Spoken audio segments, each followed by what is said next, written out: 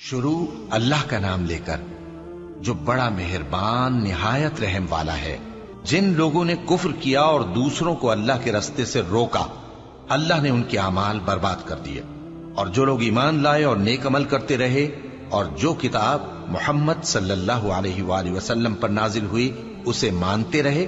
اور وہ ان کے پروردگار کی طرف سے برحق ہے کہ جس نے ان کے گناہ دور کر دیے اور ان کی حالت سنوار دی۔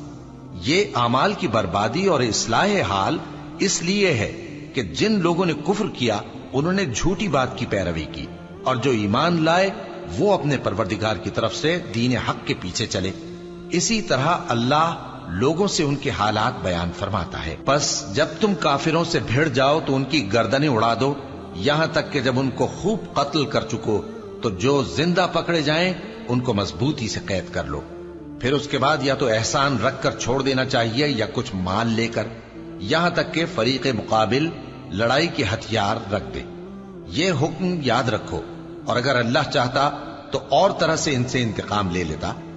لیکن اس نے چاہا کہ تم میں سے ایک کو دوسرے کے ساتھ ٹکرا کر آزمائے، اور جو لوگ اللہ کی راہ میں مارے گئے ان کے اعمال کو وہ ہرگز ضائع نہیں کرے گا، بلکہ ان کو سیدھے رستے پر چلائے گا اور ان کی حالت درست کر دے گا، اور ان کو بہشت میں جس سے ان کو پہلے سے واقف کر دیا ہے داخل کرے گا۔ اے اہل ایمان، اگر تم اللہ کی مدد کرو گے تو وہ بھی تمہاری مدد کرے گا اور تم کو ثابت قدم رکھے گا، اور جو کافر ہیں ان کے لیے ہلاکت ہے،